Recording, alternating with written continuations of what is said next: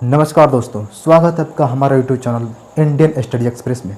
आपने हाल ही में खबर में देखा होगा कि ब्रिटेन ने अमेरिका से एटॉमिक कैपेबल फाइटर जेट की डिमांड कर दी है। आखिर रसिया और यूक्रेन में चल रहे युद्ध के बीच ब्रिटेन ने अचानक परमाणु कैपेबल फाइटर जेट की मांग क्यों कर दी है? इसके पीछे की कहानी क्या है? आज इसके पीछे के रहस्य को जानने की कोशिश करेंगे। वास्तव में यह लड़ाई रसिया और ब्रिटेन के बीच की है, और आखिर क्यों ब्रिटेन सहित पूरे यूरोपीय देश यूक्रेन को रसिया के खिलाफ लड़ने में इतनी सहायता कर रहे हैं। इसके पीछे की सच्चाई इतिहासों में छुपी हुई है। आज उसी इतिहास के बारे में हम चर्चा करने वाले हैं, तो इस इंटरेस्टिंग कहानी को जानने के लिए अंत तक जरूर बने रहें। अगर ये वीडियो आपको पसंद आती हो तो हमारे चैनल को सब्सक्राइब जरूर करें। दोस्तों, 16वीं शताब्दी के मध्य तक रसिया और ब्रिटेन एक दूसरे के लिए अनजान देश थे, लेकिन 1553 ईस्वी में भारत और चीन के लिए उत्तरी मार्ग की खोज करते हुए ब्रिटेन के 3 नावों में से एक नाव गलती से श्वेत सागर में चला जाता है और रसिया के अर्कान्जस्क नामक स्थान पर पहुंच गया। उस समय रसिया में इवान द टेरिबल का शासन था। उन्होंने ब्रिटिश नाविकों को अपने यहाँ भोज पर आमंत्रित किया। रूस के प्राकृतिक संसाधनों को देखकर ब्रिटिश नाविक प्रभावित हुए और जल्द ही रसिया और ब्रिटेन के बीच व्यापारिक संबंध स्थापित हो गए, और इस व्यापार को सुगम बनाने के लिए अर्कान्जस्क बंदरगाह का निर्माण भी कर दिया गया। और रसिया और ब्रिटेन के बीच ये संबंध स्थापित होने के बाद लगातार इसी क्रम में आगे बढ़ते जा रहे थे। लेकिन 18वीं शताब्दी के उत्तरार्ध आते आते रसिया और ब्रिटेन के बीच का यह संबंध धीरे धीरे निचली स्तर पर जाने लगता है, क्योंकि ब्रिटेन और रूस अपने उपनिवेश बढ़ाने के कारण उनके हित आपस में टकराने लगते हैं। क्योंकि रसिया ने 1783 में ऑटोमन साम्राज्य के अंतर्गत आने वाले क्रीमिया पर कब्जा कर लिया, और ऑटोमन साम्राज्य का संरक्षक ब्रिटेन था। अतः ब्रिटेन और रसिया में टकराव हो गया। उस समय ब्रिटेन के प्रधानमंत्री विलियम पिट थे। उन्होंने रसिया पर कार्रवाई करने की घोषणा कर दी। विलियम पिट जब तक कार्रवाई करते, इससे पहले रूस ने विलियम पिट के विरोधियों से मिलकर उनकी सत्ता को गिरा दिया, और इस प्रकार रसिया और ब्रिटेन के बीच पहली लड़ाई होते होते कुछ दिनों के लिए टल गई। लेकिन यह हमेशा के लिए नहीं टली। 1820 के बाद रूस अपना विस्तार ब्रिटिश भारत की ओर फैला रहा था। उधर ऑटोमन साम्राज्य पर हमले की तैयारी भी कर रहा था। अगर ऑटोमन साम्राज्य पर कब्जा करने में रसिया सफल हो जाता तो पूरे यूरोप में अस्थिरता पैदा हो जाती। वास्तव में रसिया ऑटोमन साम्राज्य पर कब्जा इसलिए कर रहा था ताकि वह गर्म जल के बंदरगाह को पा सके और ब्लैक सी में अपना नियंत्रण बना सके। इसी क्रम में ब्रिटिश भारत पर आक्रमण के लिए 1885 में सबसे पहले रूस ने अफगानिस्तान के एक छोटे से हिस्से पर कब्जा कर लिया। इससे ब्रिटेन और रसिया के बीच तनाव बढ़ गया और ब्रिटेन रूस पर कार्रवाई करने की धमकी देने लगा। लेकिन कूटनीतिक रूप से यह मामला सुलझ गया और दोनों देश पीछे हट गए, और इस समझौते के बाद रसिया का एशिया में प्रभाव को रोक दिया गया। लेकिन इसके बावजूद रसिया का ऑटोमन साम्राज्य पर दबाव जारी रहा। इससे निपटने के लिए ब्रिटेन, फ्रांस और ऑटोमन साम्राज्य ने संयुक्त रूप से मिलकर 1853 और 56 के क्रीमिया के युद्ध में रसिया को हरा दिया।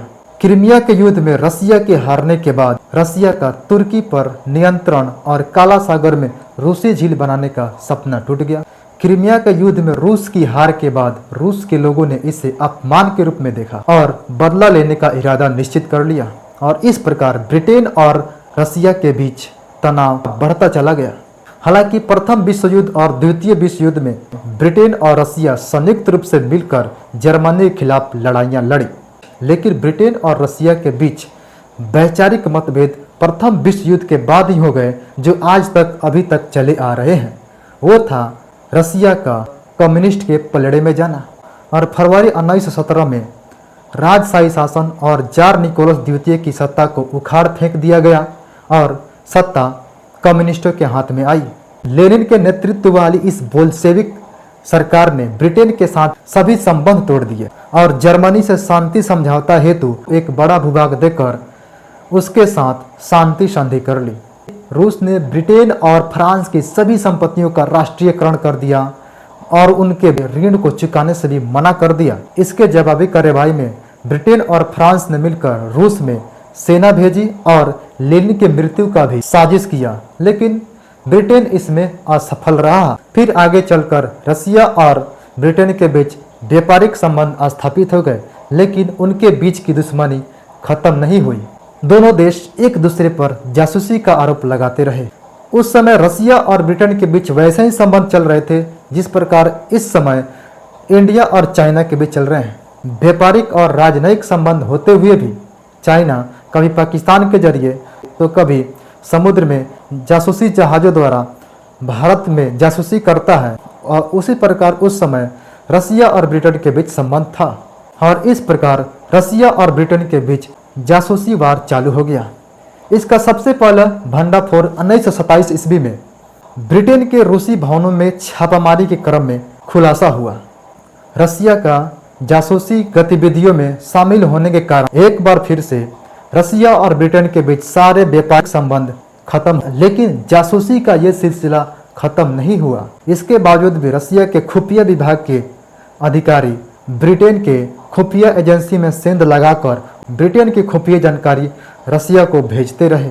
जब सन 2000 ईस्वी में व्लादिमीर पुतिन रसिया के राष्ट्रपति बनते हैं तो पुतिन ब्रिटेन के प्रति काफ़ी कड़ा रुख अपनाते हैं और घरेलू स्तर पर अपने देश पर कड़ा नियंत्रण स्थापित कर दिए ताकि वहां के लोग रसिया विरोधी कार्य न कर सके। रसिया और ब्रिटेन के बीच तनाव तब और बढ़ गया जब ब्रिटेन ने रूसी नागरिकों, व्यवसायियों और रूसी अलगाववादी विचारों को समर्थन करने वाले लोगों को प्रत्यार्पित करने से मना कर दिया, जिन्हें ब्रिटेन ने अपने देश में शरण दी थी। तब पुतिन ने जहर कांड शुरू किया। इसके द्वारा उन्होंने ब्रिटेन में रह रहे वैसे रूसी एजेंट जो रूस के खुफिया विभाग में काम करते हुए ब्रिटेन की ओर से जासूसी कर रहे थे, उन्हें जहर देकर मारना शुरू कर दिया। इसमें एक सबसे प्रमुख नाम आता है सरगई और उनके बेटी का, जिन्हें 2018 में जहर देकर मार दिया गया और इसका आरोप रसिया पर लगा, लेकिन रसिया ने इससे साफ इनकार कर दिया। अब रसिया को 2014 में खराब संबंधों के अलावा अनेक आर्थिक प्रतिबंधों का भी सामना करना पड़ा जब रसिया ने यूक्रेन से क्रीमिया को छीन लिया और क्रीमिया में जनमत कराकर उसे रसिया में मिला लिया, जिससे ब्रिटेन सहित अन्य यूरोपीय देश रूस पर कड़ा प्रतिबंध लगा दिए। पुनः जब 2022 में रसिया ने यूक्रेन पर आक्रमण किया तो ब्रिटेन ने रूस के सरकारी बैंकों और व्यक्तिगत अकाउंट को भी सीज कर दिया। रसिया के लिए अपने हवाई क्षेत्रों को भी प्रतिबंध कर दिया। इसके जवाबी कार्रवाई में रसिया ने भी ब्रिटेन के लिए अपने हवाई क्षेत्रों को प्रतिबंधित कर दिया। जब रसिया ने 2022 में यूक्रेन पर हमला किया था तो यूक्रेन को सबसे पहले मदद करने वाला देश ब्रिटेन ही था। उसने ही सबसे पहले हथियार भेजे और अन्य यूरोपीय देशों को यूक्रेन में सैन्य सहायता देने के लिए प्रोत्साहित किया। ब्रिटेन ने यूक्रेन को अनेक आधुनिक टैंक, हथियार, फाइटर जेट दिया और जिसका परिणाम यह हुआ रसिया और यूक्रेन के बीच का यह युद्ध अभी तक चल रहा है। वास्तव में रसिया और यूक्रेन के बीच की यह लड़ाई रसिया और यूक्रेन के बीच का है ही नहीं, यह रसिया बनाम ब्रिटेन है और यह लड़ाई सदियों से चलती आ रही है और सदियों तक चलती रहेगी। यह कभी खत्म होने का नाम नहीं लेगी, क्योंकि यह दो देशों की लड़ाई नहीं बल्कि दो विचारधाराओं की लड़ाई है। ये दो विचारधाराएं दो अलग अलग ऐसे रास्ते पर चल पड़े हैं जो कभी मिल नहीं सकते। एक है रसिया की कम्युनिस्ट विचारधारा और दूसरा है ब्रिटेन की लोकतांत्रिक विचारधारा, जिसके द्वारा वह अपने यूरोपीय शक्तियों को नियंत्रण में रखना चाहता है।